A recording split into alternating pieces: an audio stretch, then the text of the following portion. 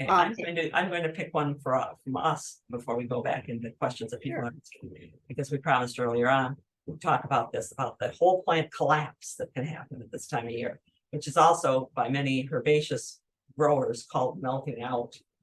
Plant collapsed, it melted out. One of the first things you want to do, and we did go ahead and put in notes for you this week. We said might as well just give them the notes and tell them what we're going to tell them. You're going to want to check the crown on anything that suddenly dies back. You want to check where it attaches to the roots for infection or for damage.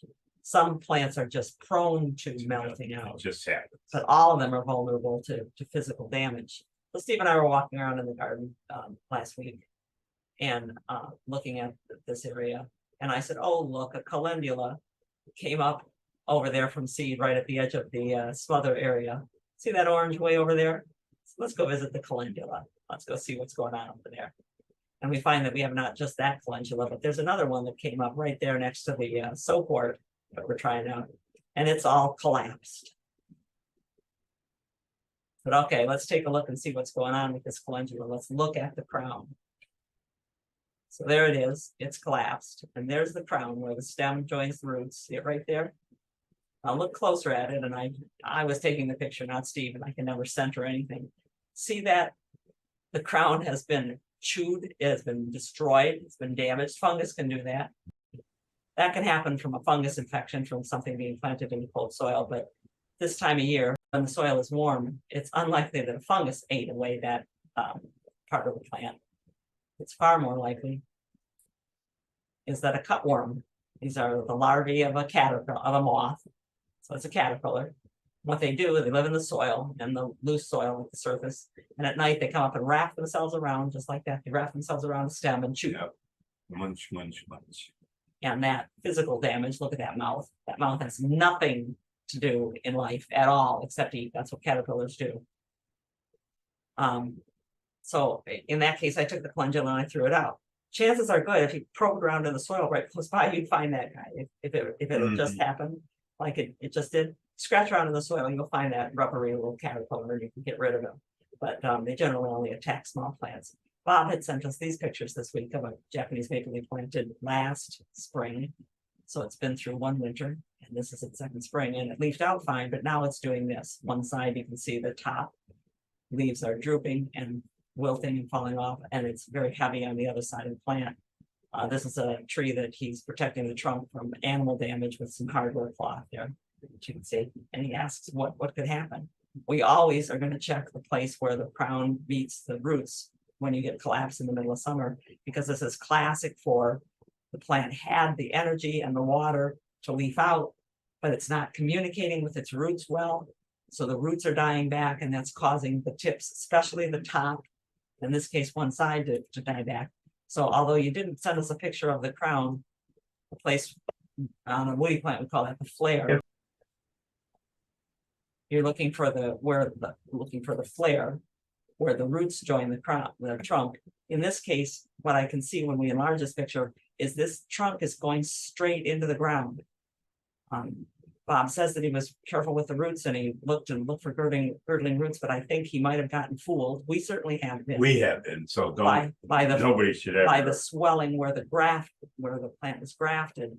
And I think you need to pull away the mulch, get into the soil and put your hands down in and press down in around and pull soil away until you find the actual flare, because there's probably a girdling root on this plant. And this is typical. It's also typical that a plant that's been there for a while a Japanese maple can get damage on one side of the trunk that kills part of the cambium and allows the plant to leaf out. But then when you get into July, it dies back. This one probably doesn't have that problem yet. It's only had one winter out in the open. But if you have cracked, raised bark or missing bark on one part of the Japanese maple, you've got cambium damage and it's liable to do this. Okay, that happened with Tanya's tree. This is an Amelanchier. She sent us a picture and we talked about it a few webinars ago. She said it suddenly turned all orange. This is not fall. This was in June. That's premature fall color, and that's an indication of stress.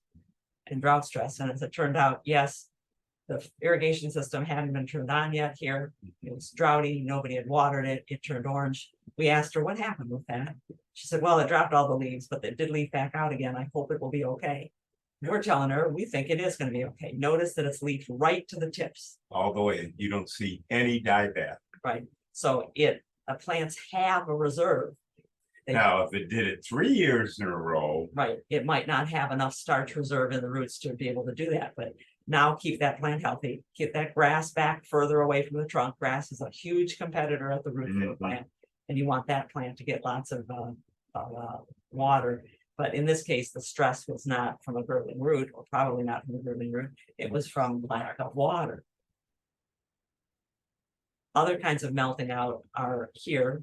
Now, we weren't looking at this plant when we took this picture 2 weeks ago. We were looking at the sea lavender, how pretty it was coming into bloom there with its tall stalks and pinky purple flowers.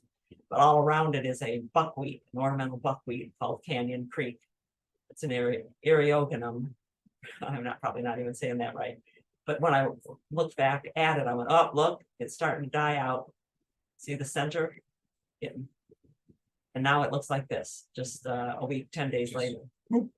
And this one has a tendency to do that. It's a new plant for us, a new species for us to be growing Eriogonum. That's our first one. And what we found is it's moved itself around.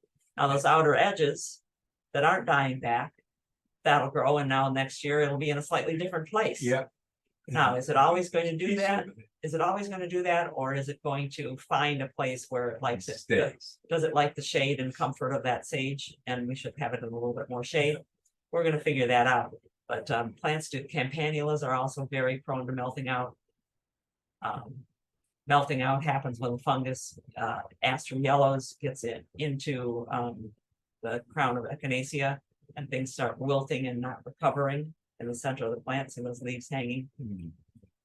It happens to lamb's ear, unless it's extremely perfect drainage, the perfect amount of water.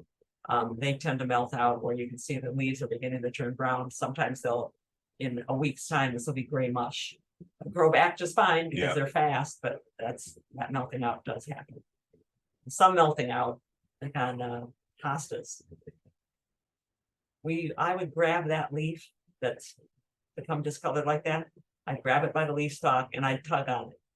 And if it comes away from the crown, if you find that it's mushy and dying right down at the base of the stem, I would take that whole hosta out, because there's get rid of it. It's a fungus called late blight.